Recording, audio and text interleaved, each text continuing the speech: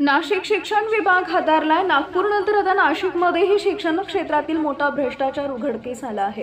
कार्यकारी संपादक गोकुळ देवरे धुळे मालेगावमध्ये दाखल झालेल्या FIR नंतर नाशिक जिल्हा परिषदेचे माध्यमिक शिक्षण अधिकारी प्रवीण पाटील, अधिकारी अदुये देवरे आणि वेतन विभागाचे अधीक्षक सुधीर पगार या तिघांना आर्थिक गुन्हे शाखेने अटक केली आहे।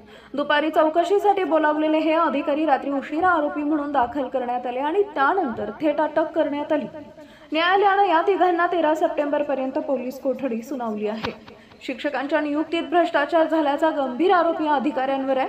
महाराष्ट्राच्या इतिहासात पहिल्यांदा शिक्षण विभागातील 3 वरिष्ठ अधिकाऱ्यांना एकाच वेळी अटक झाल्यामुळे शिक्षण क्षेत्रात प्रचंड खळबळ माजली आहे। आता सर्वांचं लक्ष पोलीस तपासाकडे लागलंय।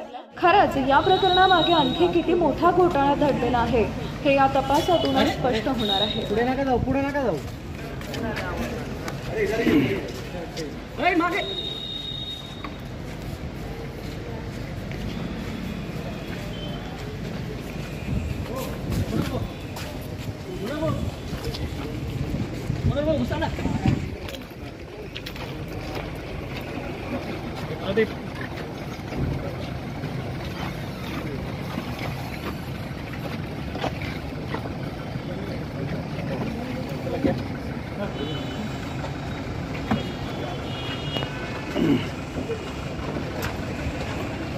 विशालू सेंटर पकडा। बोगस शिक्षक भरती प्रकरणात काल शिक्षण अधिकारी नाशिक जिल्हा परिषद आणि अधीक्षक या दोघांना अटक झालेली।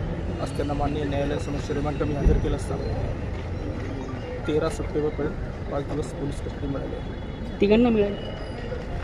तिघांचं नाव काय? तिसरा आरोपी जो आहे सर, आता या शिक्षण अधिकारी म्हणून आहे, त्याचं नाव आहे उदय देवरे।